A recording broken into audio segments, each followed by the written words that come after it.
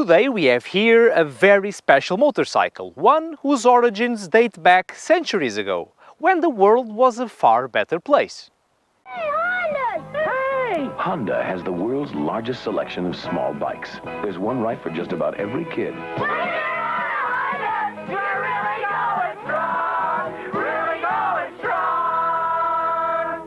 Things were a bit cringy, yes, but they were innocent and they were well intended. And all motorcycle manufacturers were producing reliable and accessible dual sports that came in all colors, shapes and sizes, especially colors. Well, nowadays we are not so lucky here in Europe. All dual sports are 25 years old and the only new motorcycles we have available are either overpowered, stiff and high-maintenance enduro bikes or overweight, expensive, stress-inducing adventure ones. Gladly, Honda always had a good eye for this sort of thing, so in 2012 they released the CRF300L, which was a tremendous success despite its flagrant lack of power. So to correct this, 9 years later in 2021, Honda released the CRF300L, a bit more powerful. And guys, I am loving the bike.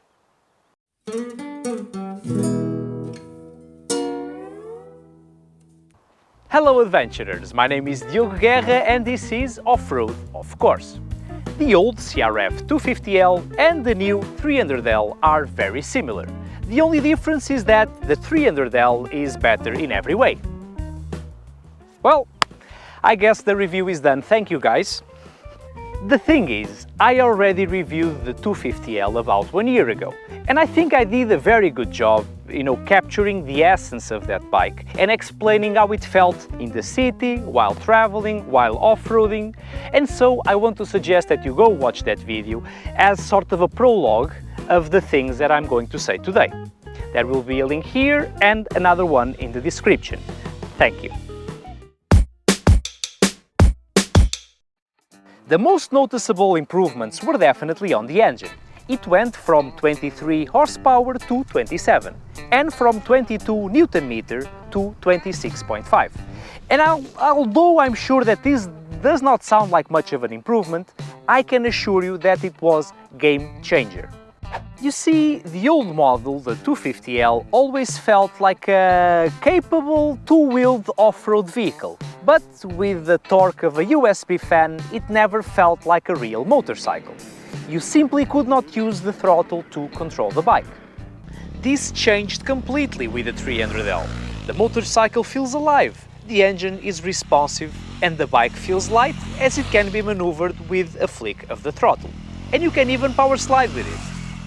This small increase in power greatly expanded what this bike can do and how fast it can go, and how easily it deals with certain obstacles. And the best part is, it didn't even affect the maintenance intervals. Honda still claims an unbelievable 12,000 kilometers between oil changes.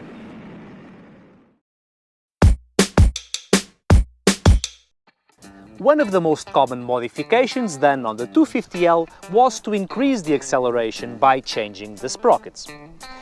With the 300L, Honda tried to achieve the same effect by, instead of changing the sprockets, changing the gearbox itself. It made all gears a bit shorter, except for the 6th gear that is actually a bit longer. And I do like the longer 6th gear, because the bike becomes more mechanically comfortable at high speeds. So you can cruise around at 110, 115 kilometers per hour with much ease. However, I am not sure I like all the other gears being a bit shorter. Correction, I used to have mixed feelings. Now I think I like the transmission and the gearbox just the way it is. It is short and I'm already in 4th gear, 5th gear, but it works it works because any gear will do. Like when you're doing a bit of more, let's say, a bit more technical stuff. I'm here in 3rd gear. Like everything, woohoo! Everything works. 4th gear, here we go.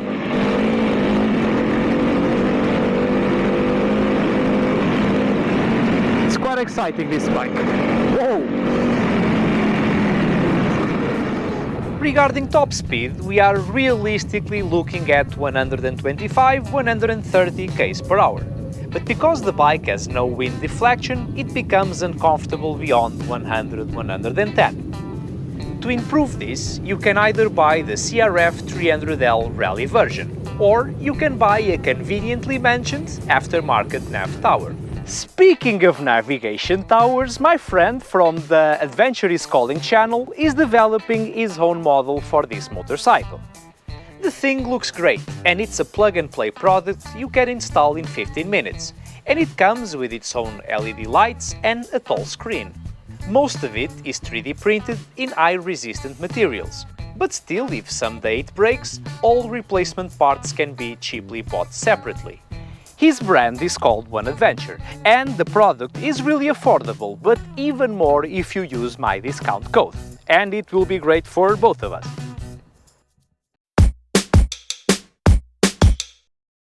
Honda proudly announced that they would improve the suspensions for the 300L, and they did, but they still feel a bit meh. And what I mean by that is that they are still very spongy, very bouncy and soft, and the only adjustment you have available is the spring preload on the shock. This makes them outdated and limited, so a fast rider will eventually find the bike unstable when dealing with rough terrain at high speeds. On the other hand, the 26 centimeters of travel, they are quite big and will trample one way or another any obstacle the common rider will ever need to throw at them.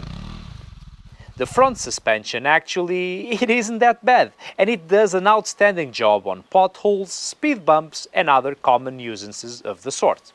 The biggest limitation is the rear shock. The rebound dampening is too soft, so it feels bouncy, and just by sitting on the bike you lose almost half of the available travel. The 300L is about 4 kilos lighter than the old model, and I'm not sure if you can immediately feel that, but it certainly makes a difference on such a low displacement bike. They also made it a tad slimmer, which in turn makes it easier to handle and easier for a short rider to reach the ground. As for looks, the plastic fairings look a bit sharper and more aggressive. There is less white and more black, including the rims, they are black, and I don't really care about any of this. You guys have eyes, so you be the judge. The dashboard is simple but competent. You get speed, RPMs, the time, gear indicator, trip meter, fuel consumption and average speed. Everything the adventurer needs, except for the coolant temperature. It would have been nice to have that. And just like the previous model, this bike comes with an ABS that can be turned off for the rear wheel using this button right here. Unfortunately, every time you restart the engine, the ABS will rearm itself, and I don't like that.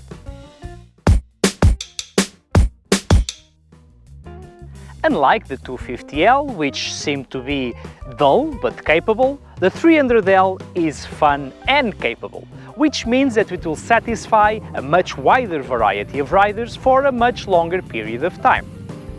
And then there's the price. By today's standards, this bike is incredibly cheap considering what it offers. You can use it every day around town, you can use it for traveling if you're not in a hurry, and you can use it to conquer any off-road situation with relative ease.